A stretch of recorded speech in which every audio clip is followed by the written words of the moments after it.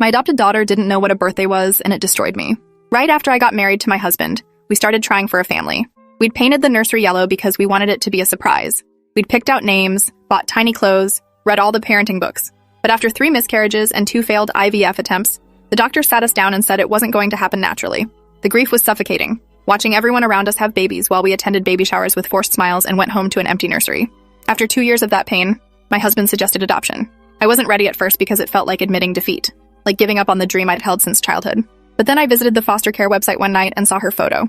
7 years old with dark eyes that looked too old for her face and an expression that seemed to be bracing for disappointment. Her name was Iris, and the description said she'd been in the system since she was 3.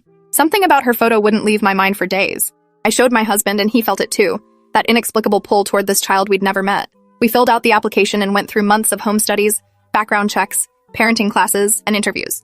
The social worker assigned to Iris's case was named Diane Murphy, and she was honest about the situation in a way that scared me. She said Iris had been removed from her biological mother's care after neighbors reported seeing a small child left alone in an apartment for days at a time. The mother had severe addiction issues and would disappear for weeks, leaving Iris to fend for herself. When they found her, she was 4 years old, malnourished, and had been eating toothpaste because there was no food in the apartment. She'd been in 3 different foster homes since then, each placement failing for various reasons that Diane delicately called behavioral challenges. I asked what that meant, and Diane said Iris hoarded food, had severe trust issues, and would sometimes hurt herself when she got overwhelmed. The description should have scared us away, but instead it made me more determined. This little girl needed someone who wouldn't give up on her like everyone else had. We met Iris for the first time at a park on a Saturday morning in October. She sat on a bench next to Diane, wearing jeans that were too short and a jacket that didn't fit properly. Her hair was pulled back in a messy ponytail, and she wouldn't make eye contact when we said hello. My husband brought a soccer ball, thinking maybe she'd want to play, but she just stared at it like she didn't understand what it was for. We sat on the bench with her for an hour, trying to make conversation while she gave one-word answers and kept her arms wrapped tight around herself. When it was time to leave, Diane asked if she wanted to see us again, and Iris shrugged. On the drive home, I cried because the visit felt like a failure. But my husband pointed out she hadn't asked to leave early, which Diane said was actually progress. We had supervised visits twice a week for the next 2 months. Slowly, so slowly I almost didn't notice it happening, Iris started to relax around us. She'd answer questions with full sentences instead of just shrugs. She laughed once at something my husband said, then immediately looked scared like she'd done something wrong. We brought her to our house for a day visit, and she walked through every room like she was in a museum, barely touching anything, asking permission before she sat on the furniture. I made lunch and she ate everything on her plate so fast I worried she'd choke, then asked in a whisper if there was more. I said of course and gave her seconds and thirds, watching her put away more food than seemed possible for someone her size. My husband caught my eye across the table, and I saw the same heartbreak I felt reflected in his face. After lunch, she asked where the bathroom was and disappeared for 20 minutes. When she came out, I noticed the hand soap was half empty. Diane explained later that hoarding and overconsumption were common in kids who'd experienced severe neglect. Iris's brain was still operating from a place of scarcity, believing she had to take everything now because there might not be anything later. The official adoption went through in February, 6 months after we first saw her photo. The judge asked Iris if she wanted to be part of our family, and she nodded once, still not making eye contact with anyone. We took her home that day with 2 garbage bags of belongings that represented everything she owned in the world. One bag had clothes that mostly didn't fit. The other had a broken toy phone, 3 rocks she'd apparently collected, and a blanket so worn it was barely holding together. My husband carried the bags to her new room while I helped her out of the car. She stood in our driveway looking at the house like she was waiting for someone to tell her it was a joke. I took her hand and it was so small and cold in mine. Her room had been decorated carefully. Not the nursery we'd painted years ago, but a space we'd designed specifically for her. Purple walls because Diane said that was her favorite color. A bed with a thick comforter and more pillows than necessary. A bookshelf with new books still in their wrappers. A desk for homework. Stuffed animals arranged on the bed.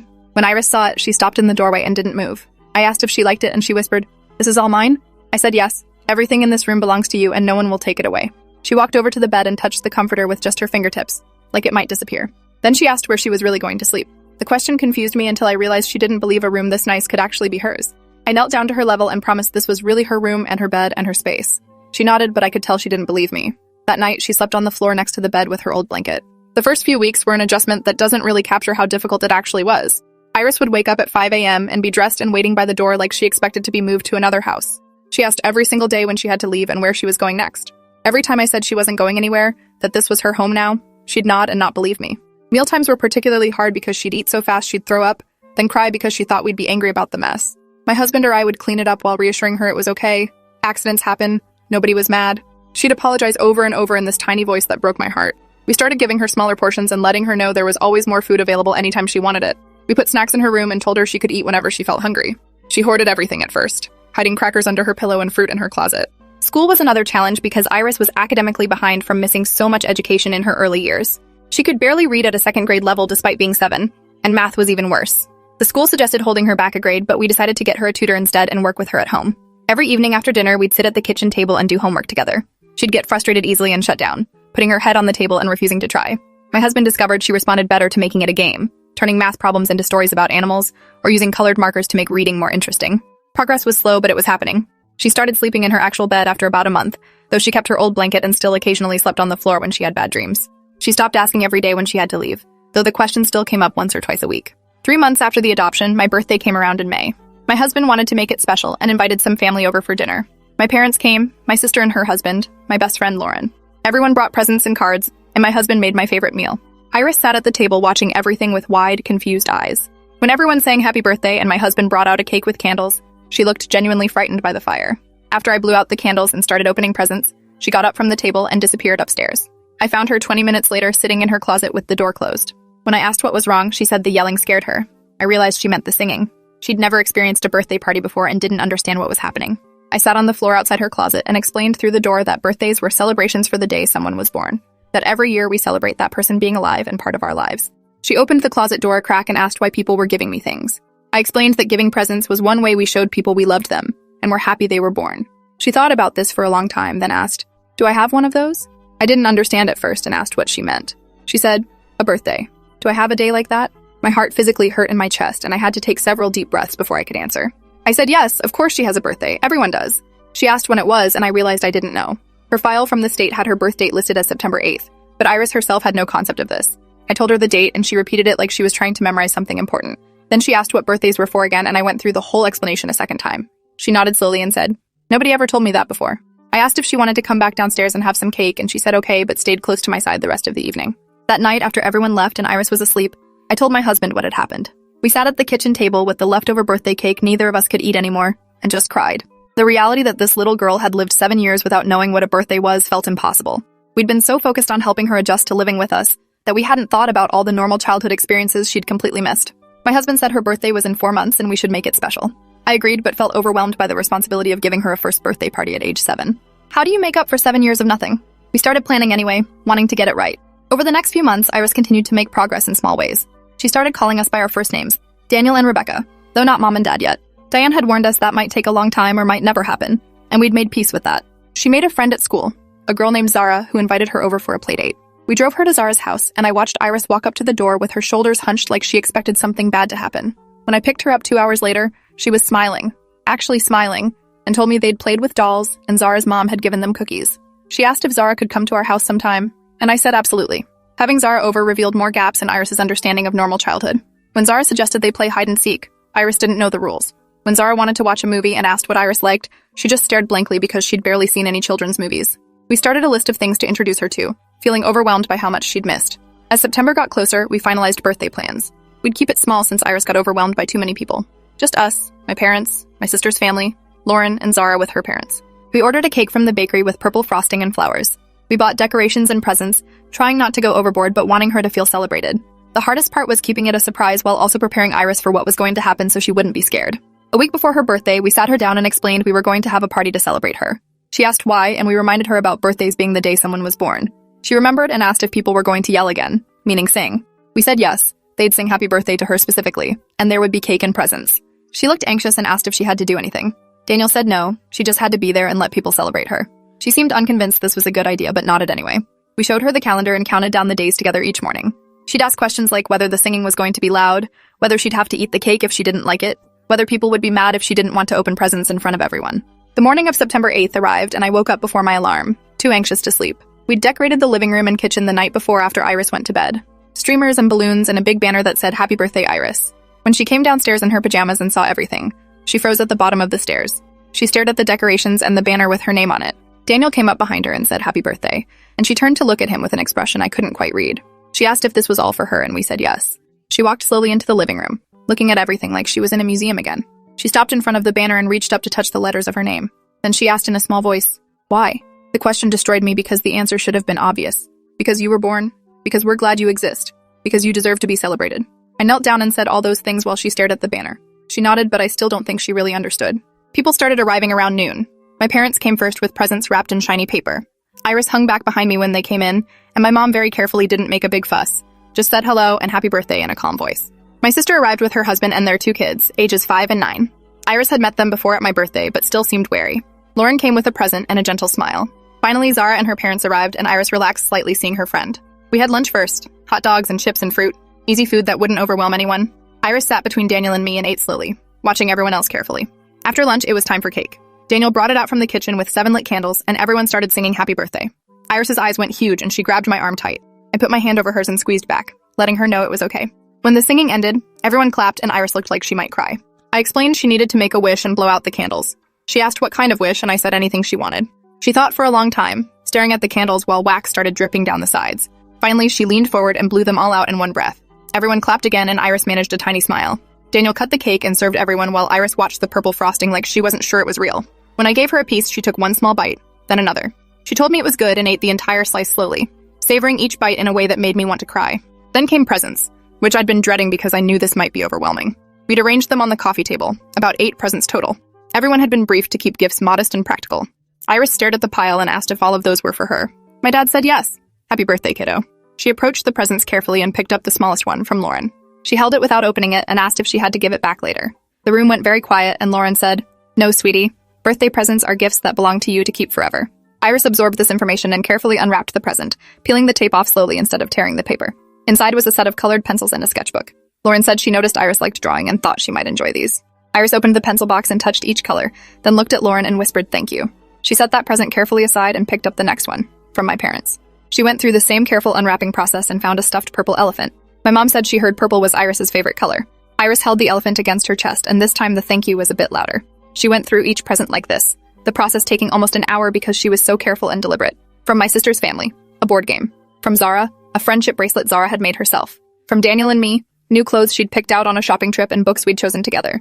When all the presents were opened, Iris sat surrounded by new things that belonged to her. She looked overwhelmed, but not in a bad way. More like she couldn't quite process that this was real.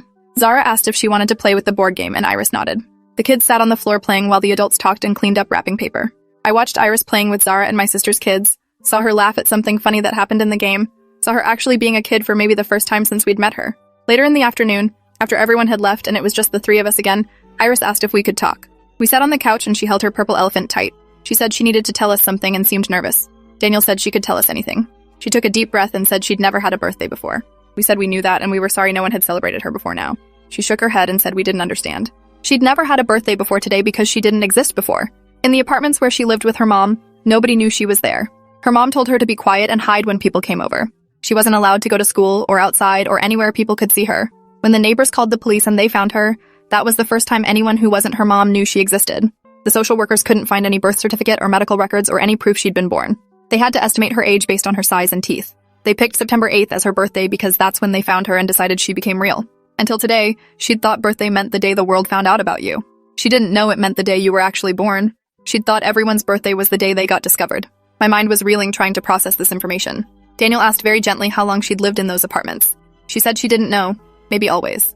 Her earliest memories were of being in that apartment. She remembered being hungry a lot and being alone and waiting for her mom to come back. She remembered hiding in the closet when she heard people in the hallway. She remembered the day the police came and how bright the sun was when they carried her outside, and she'd never seen the sun before except through dirty windows. The officers apparently thought she couldn't walk because she didn't know how at age 4, having spent her entire life in a small apartment. She'd learned to walk at her first foster home, learned to talk more than a few words, learned that other people existed and the world was bigger than 3 rooms. I felt like I couldn't breathe listening to this. Daniel's face was pale and his hands were clenched. Iris kept talking, saying she'd always wondered why her birthday was different from other kids' birthdays. Other kids talked about birthday parties they'd had before and presents from past years. She'd only had the one birthday, the day in the apartment when the police came. She'd thought maybe you only got one birthday and then that was it. Today was confusing because we were celebrating her birthday, but she'd already had it. Now that she understood birthdays happened every year on the same day you were born, she had questions. When was she actually born? Did her mom know? Was there a real birthday somewhere that was hers? I told her the truth, that we didn't know exactly when she was born because there were no records. The date we were using was the day she was found, but her actual birth was probably sometime around that time 7 years ago. She absorbed this and said, "So I might be 7? Or I might be different." I said the doctors were pretty sure she was 7 based on their examinations. But yes, we couldn't be completely certain. She nodded slowly and said, "That's okay. I like September 8th. That's when my life started for real anyway." A simple acceptance in her voice while my heart was breaking over what she'd endured. Daniel asked if she'd had a good birthday today and she nodded emphatically. She said it was the best day she'd ever had. She asked if we could do it again next year, and we promised we absolutely would, every single year.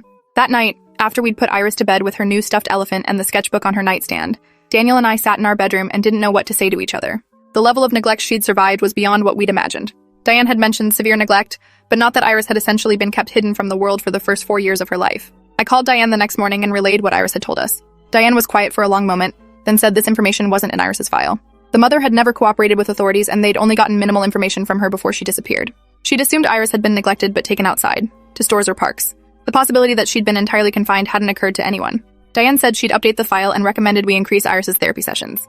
Iris had been seeing a child therapist named Dr. Patel once a week since the adoption. We called Dr. Patel and shared the new information. Dr. Patel said this explained several of Iris's behaviors and fears. The hoarding, the difficulty with trust, the expectation of being moved constantly. She'd spent her formative years in complete instability and isolation. Dr. Patel recommended twice-weekly sessions and possibly some specialized trauma therapy as Iris got older and could process more. We agreed to whatever would help. Over the following months, we noticed changes in Iris that seemed connected to finally having a real birthday. She started asking more questions about normal things, no longer assuming she should already know them. She asked about holidays she'd heard other kids mention. Halloween, Thanksgiving, the 4th of July.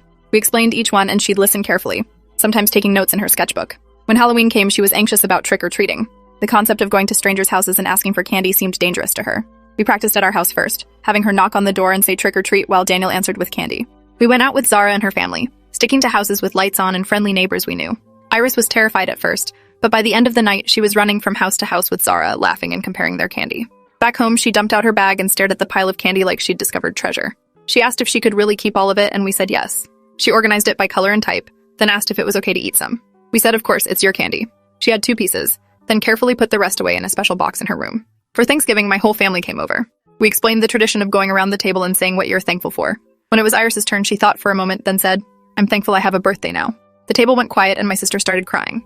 Iris looked worried she'd said something wrong until my mom told her that was beautiful, and we were thankful for her too. Christmas brought its own challenges and revelations. Iris had heard of Christmas but never experienced it. She'd seen it on TV in foster homes, but never had presents or a tree. We took her to pick out a tree and she walked through the lot touching every tree like she couldn't believe they were real. She picked a small one that would fit in our living room and helped Daniel tie it to the car roof. Decorating it became a whole evening activity. We showed her each ornament and its story. Some were from Daniel's childhood, some from mine, some we'd collected together. We let her place them wherever she wanted on the tree. She was so careful, taking forever to decide where each one should go.